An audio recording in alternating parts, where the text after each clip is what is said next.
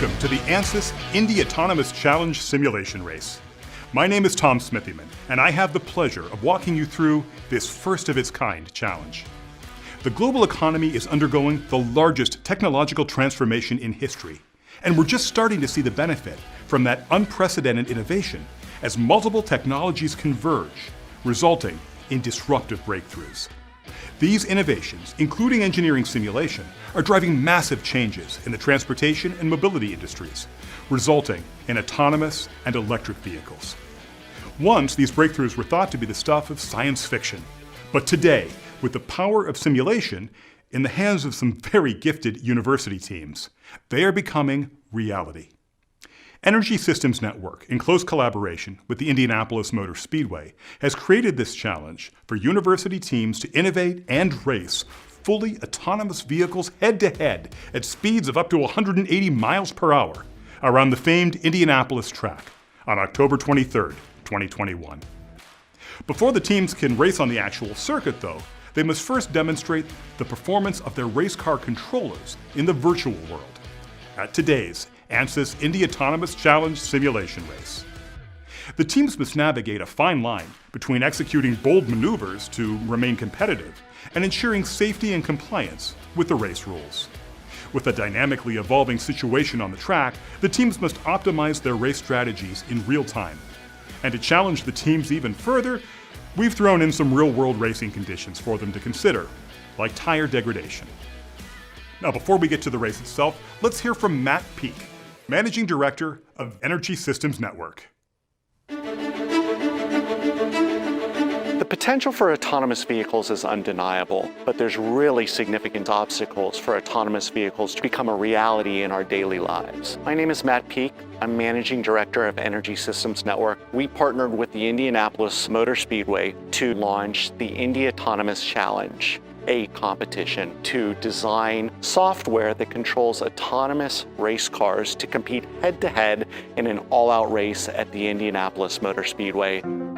Simulation is what enables these students to design the sorts of software that they're going to be running in the real race cars. It gives them the freedom to be creative in the way that they think about solving what's a very complex problem. There's no better company in the world to partner on this effort than ANSYS. We wouldn't have been able to get here without their unique contribution of talent, support, time, interest, and passion for everything that we're doing. Thanks, Matt. Now, let's head to our time trials at the virtual Indianapolis Motor Speedway track. The results will determine our starting order in the semifinals. These virtual drivers have their work cut out for them as they try to interpret data from 5 cameras, 4 radars, and 3 LiDARs. As each of the cars get their rolling starts, let's head to the track, where we'll find our commentators, Shubhang Mittal and Ryan Gillerin, who are waiting to call the action. Thanks, Tom. It's going to be a great day out on the virtual racetrack today. Before we begin our time trials, let's take a look at the 16 teams that will be racing today, each jockeying for the best starting position within the semifinals. It has taken a lot of work to advance this far in the competition. Over the past year, the teams have competed in a series of 3 hackathons that have challenged them to progressively improve their algorithms through simulation. Today's simulation race is an important milestone for these university race teams.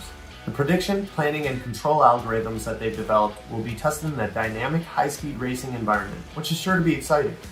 The progress the teams have made today to get to this point is phenomenal, and no doubt the experience gained today will help these teams continue to progress their technology and race tactics. So let's go racing. We will run the time trials in reverse order by team number. So the first team out is Waterloo Autonomous Racing, Water Race for short, from the University of Waterloo, Canada. Water Race placed 4th in the previous hackathon and took home the Rising Star Award in the process. Let's see if they can continue to build off that strong performance and step onto the podium this time around. And we have our first time on the board. Time is 51.984. That's a huge improvement from the practice heats. Next up, we have Ariel team hailing from Ariel University, Israel, which is home to many exciting mobility startups. This team has a ton of experience with developing advanced algorithms for high-performance autonomous vehicles. They put together a strong run in last hackathon, but ultimately ended up placing in 6th. They've got to be itching to get back out there and continue their ascent to the top of the leaderboard. And we have a time of 51.968, narrowly beating out Water Race by less than 2,000ths of a second. We have WUT driverless from Warsaw University of Technology, or WUT for short, out on the track. This team is located in Poland and has a history of leading a variety of autonomous and robotics competitions, securing the top spots in the International Autonomous Robot Racing Competition and the Corolla Cup. With the India Autonomous Challenge, the team is looking to leverage their past experiences on the racetrack. Time posted by WUT is 51.888. That looks like a tough time to beat. They're taking the top spot for now. Up next is Cavalier Autonomous Racing from the University of Virginia. There's a popular saying in racing that if everything seems under control, you're not going fast enough, and this team lives by that motto. They're always pushing the envelope with a very unique approach to development, building upon their F1 10th racing testbed. Let's see how they scale their experience to a virtual Dallara AV21 race car. They're not able to make it into the 51s, posting a time of 52.008. Let's not write them off just yet and see what the other teams have to offer. Up next on the track is AI Racing Tech. This team out of the University of Hawaii had a bit of a slump in Hackathon 3 compared to Hackathon 2, but it looks like they're going to come back strong. The team is backed by their local tech community in Maui, and if they pull out a victory at the track today, I'm sure they'll be looking forward to the luau that follows back home. Time posted is 51.952, beating out Aerial Team but short of the mark set by WUT driverless. Up next is Autonomous Tiger Racing out of Auburn University in Alabama. This team has been one of the front runners right from the start of this challenge, finishing third in the 2 previous hackathons. I know they desperately want to advance to the next stage so they have a chance to take home some more shiny medals. Looks like they've brought the pace to prove that, and we have a new chart topper at 51.880. Exciting stuff by Autonomous Tiger Racing. Black and Gold Autonomous Racing is a collaboration between Purdue University and the United States Military Academy at West Point. These two schools, working together across the USA from Indiana and New York, bring unique experiences to the table and are developing their trajectory by studying race lines by professional motorsports racers. Their hope is that their combined experience and expertise will lead them to victory here today. Posting a time of 51.920. It's an excellent time, but seems like Autonomous Tiger Racing will be holding on to the top spot for now. Pegasus and RIT Autonomous Racing are next on the track. This race car controller is a collaboration between 2 teams. Pegasus from Colorado State University and Western Michigan University, who are working with RIT from Rochester Institute of Technology in New York. Together they bring a diverse mix of talent with a common goal to address the complexities of this challenge. Posting a time of 56.632. Let's hope they'll make up some positions in the semifinals. Up next is Revelui Racing. They finished in the middle of the pack in both Hackathons 2 and 3. This team from Texas A&M University previously built algorithms to address the complexity of rural driving conditions for self-driving cars. Let's see if they can adapt their algorithms for rural roadways over to the roaring raceway. Posting a time of 52.152. They beat Pegasus RIT but have to make up some of those positions in the upcoming heats. Next up is TUM Autonomous Motorsports, who did drop a few places in Hackathon 3 after just missing the podium in Hackathon 2. Seems like they're bringing their A-game here though. The team from Technical University of Munich, Germany evaluates their performance and builds race strategies using their unique hardware-in-the-loop simulator, giving them an edge when it's time to deploy their virtual driver out on the real track. 51.928, slotting in between Black and Gold and AI Racing Tech. That's a really good position to be in. Up next is KAIST, hailing from Korea Advanced Institute of Science and Technology, South Korea. This team previously won the inaugural IROS Autonomous Drone Racing Competition. They're a fierce competitor and will be looking to place on the podium in this challenge too, placing 5th and 7th in the 2nd and 3rd hackathons. With a time of 51.992, they place themselves in the middle of the grid, slotting in right behind Water Race. Next on the track is Team Euro Racing. Euro Racing is a collaboration of teams from 4 universities across Italy, Switzerland, and Poland. Each university brings their own unique experience in the autonomous space and are now coming together to take on the Indy Autonomous Challenge. Euro Racing looks like they're skirting the track bounce there. The stewards are going to have to look into that one. They post a time of 51.880 without penalties for now, matching Autonomous Tiger Racing. Up next is MITPIT, a collaboration between Massachusetts Institute of Technology and the University of Pittsburgh in Pennsylvania. Both of these schools have a rich history in robotics and have quickly become a team to watch out for as they're setting their sights on autonomous racing. Team members finished on the podium in both the Formula Student Driverless Series and the Autonomous Vehicle Challenge, their first cracks at autonomous racing competition. And posting a time of 52 even, they slot in between KAIST and Cavalier for 9th place. Crimson Autonomous Racing from the University of Alabama is up next. The team is also participating in competitions like the Eco Car Mobility Challenge and Formula Student competitions. They placed second in Hackathon 2, but managed to snatch the crown from Polymove in Hackathon 3. Can they retain their place at the top? A few ways off from the top spot, posting an identical time to Cavalier of 52.008. Cavalier is going to take the lead here as they submitted the virtual controller ahead of Crimson. IUPUI, IIT, KGP, USB is out on the track now. This team is a unique collaboration between universities from 3 different continents: Indiana University, Purdue University in Indianapolis out of the US, and teams from Colombia, South America, and India. We have to commend this team. I mean, imagine having to collaborate across 3 different time zones. IUPUI making contact with the wall there, that's going to be an expensive penalty. Posting a time of 53.616, the impending penalty might hurt their time even further. Finally on the track, we have Polymove.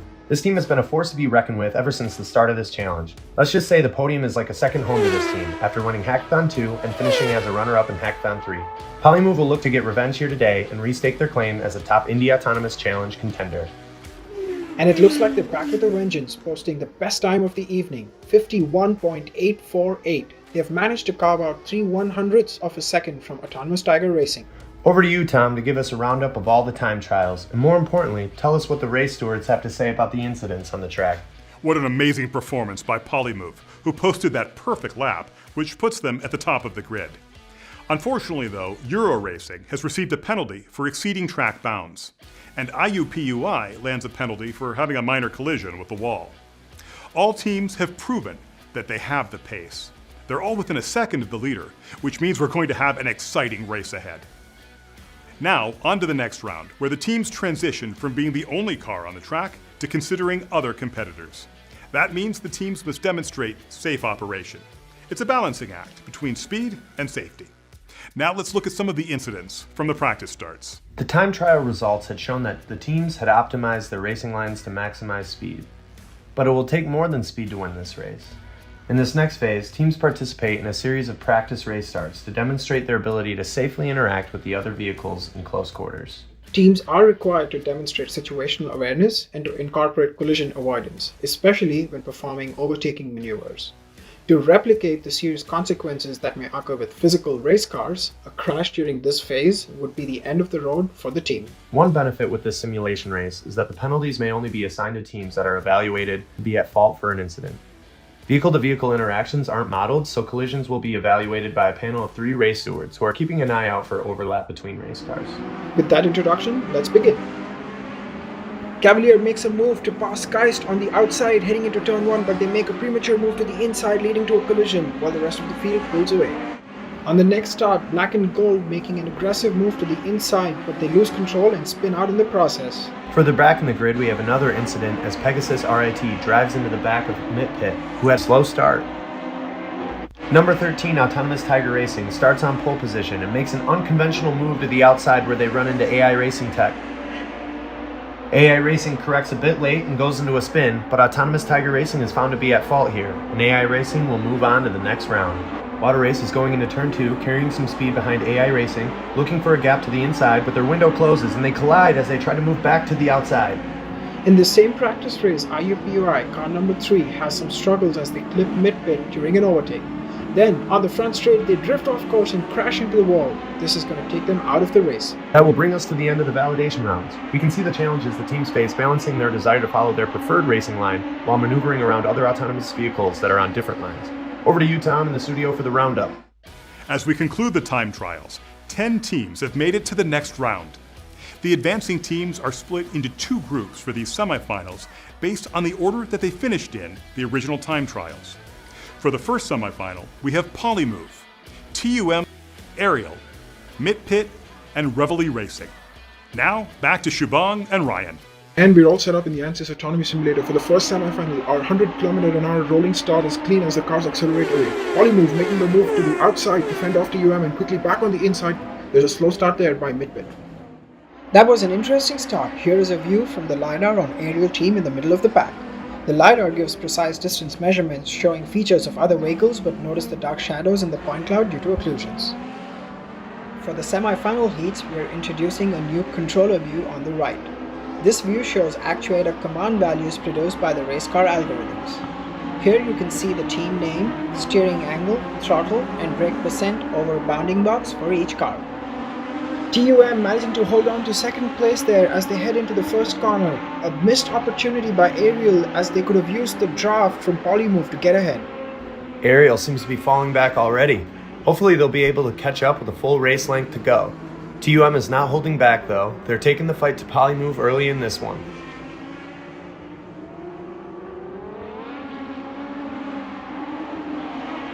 Not many position changes there after the race start, but TUM, it looks like they're onto something, catching a tow from Polymove on that long back straight. And they make a bold maneuver to the outside into turn 3, but Polymove holding on to that dear first place. Hopefully in future laps, the virtual driver positions itself on the inside to use that momentum at the end of that long straight. What a great start to the semifinals. Polymove continued its dominance by maintaining its lead throughout the 10 laps. Ariel put up quite a battle to try to take that number 2 spot from TUM, but TUM was able to fend them off. Mid-Pit never recovered from their slow start off the line, dropping to 5th, and Reveille Racing took full advantage of the situation and raced up to 4th place. Now, let's move to the second semifinals, which pits WUT driverless, AI Racing Tech, Keist, Crimson Autonomous Racing, and Euro Racing against each other. Back to Shubhang and Ryan. All right, everybody, it's time for semifinal 2. We have 5 cars on the grid, and they are off. It's a clean start as vehicles head into turn 1. Euro Racing taking a really aggressive line into turn 1, getting really close to Crimson. Do you think they made contact, Shubhang? Let's take a look at it from a different angle. The race towards have a few incidents to report as well. Euro Racing making contact with Crimson as they move to the inside. And it doesn't end there. Keist getting rear-ended both by Euro Racing and Crimson. The race has to be stopped so the incidents can be reviewed. In the meantime, let's jump to an on-vehicle sensor view. Here is the LiDAR sensor data from Keist looking rearwards. In this view, we see Keist exiting the front straightaway and pulling ahead into turn 1. But exiting turn 1, Euro Racing and Crimson close the gap and collide with Keist. We have a number of incidents on the first lap which have forced a red flag. Euro Racing tried to make up for its poor starting position, but clipped Crimson's car. That drew a minor penalty. Then Euro Racing drove into the back of Keist. The race stewards have decided to disqualify Euro Racing on the grounds of safety. And then Keist was rear-ended again, this time by Crimson. Our race stewards have also decided to disqualify Crimson from the race. With the grid again set up, Ryan and Shubhang will take us away. And we're down to 3 cars on the grid for the semifinal 2 restart. And we're off. WUT moving to the outside, keeping AI Racing Tech at bay. Keist following closely behind. Keist keeping up with AI Racing Tech, hoping to move up to the second row in the final grid lineup. AI Racing finds the pace and puts some distance between them. And we're at the end of the first lap. The timings are in. WUT posting a scorching 54.1 while AI Racing is 0.3 of a second behind them. It's not looking good for Keist. They lose control at the apex of the first turn and are not able to recover. They drop straight into the barriers. With 2 teams remaining on the grid, the big question is, will AI Racing Tech be able to get past WUT to lock the front row with Polymove? They seem to be using the full width of the track at the back straight, slotting right behind WUT into turn 3.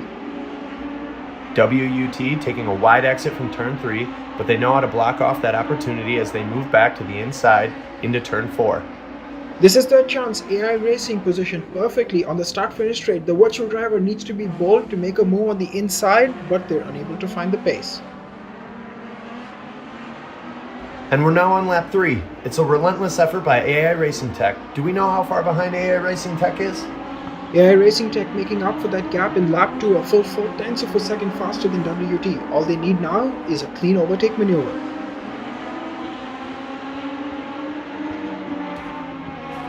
WUT holding a strong line. They leave no margin of error that AI Racing can exploit. And they're across the line. What a semifinal heat. That was a nasty crash for Keist out of turn 1.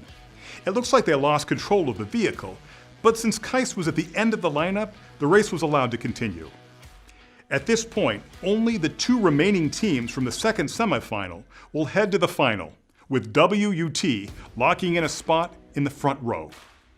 Our starting order for the finals has been determined by a combination of their finishing positions in the semifinal. First in both races are in the first row, the second place are in the second row, and so on. And in each row, the team that finished ahead in the time trial gets the preferred inside line. And now, back to Ryan and Shubhang, who will call our final race between Polymove, WUT Driverless, TUM Autonomous Motorsport, AI Racing Tech, Aerial Team, Reveille Racing, and MitPit. This is the moment we all have been waiting for. We have our 7 contenders in the finals of the ANSYS Indy Autonomous Challenge simulation race. Let's go to the track for an exciting race between these top teams. And we're all set for the finals. We're starting with a 7-car grid. Strong start by Polymove. TUM and WUT battle it out for second. Let's take another look at that start. TUM's virtual driver taking a strategic approach here, keeping WUT at bay as they battle the lack of tow and concede the position to TUM. Starting from the second row definitely has its perk. Aerial now making a move on AI Racing, moving up. And it doesn't end there. They're taking a stab at WUT as well. Yeah, it's not looking good for WUT as they drop from second to fourth in lap 1. Aerial's virtual driver is trying to make up its mind and looking for an opportunity on either side of TUM. Let's take a look at what's happening further back in the grid. Reveille Racing making a move on AI Racing Tech.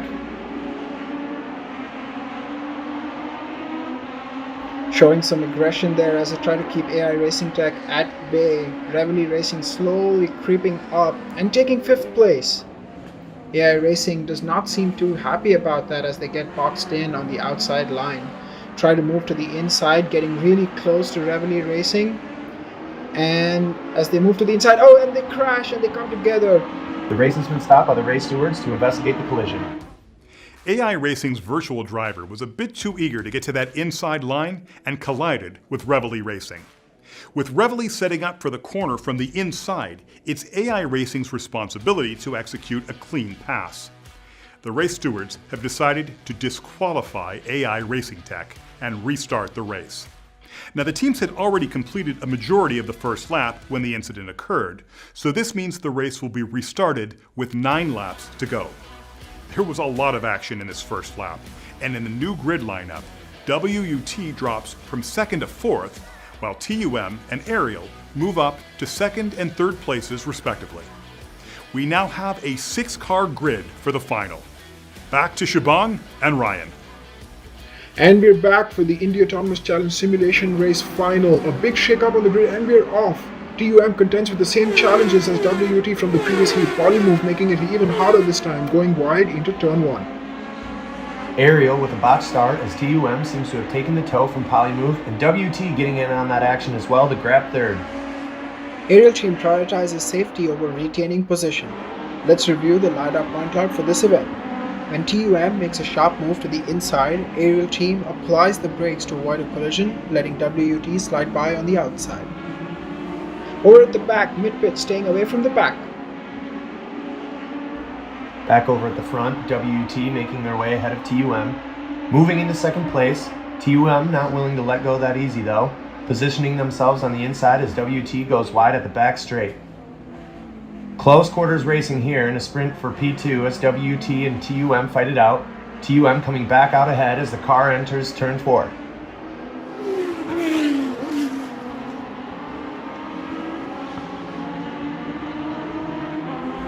And we're now on lap 3 as things are starting to heat up.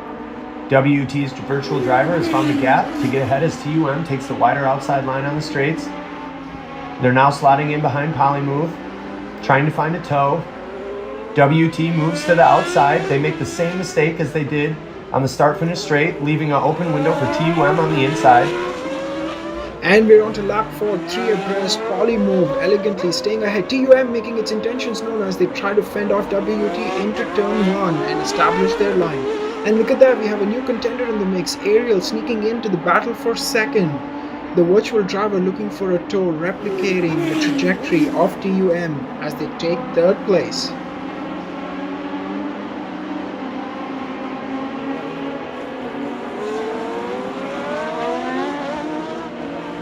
WUT trying to make up that position using the tow from Aerial. And we're onto the start-finish straight, and we have Polymove, TUM, Aerial, WUT as we're heading into lap 5. We're at the halfway point of this race now. We have Polymove at the lead, followed by TUM, Aerial, WUT, Reveille Racing, and finally Mitt Pit. Aerial doing an amazing job of making up positions after a shaky start as we head into lap 6. Well, almost. WUT trying to get ahead as they get a tow from TUM. Aerial's not giving up just yet. They're looking for an opportunity on the inside. Trying to make a pass. Oh no. It seems like Aerial's virtual driver got spooked there, making its way onto the grass and spinning out. I wonder if the race stewards are going to hold WUT accountable for this one. And with no cars directly affected, the race moves forward. With the battle for second down from 3 teams to 2.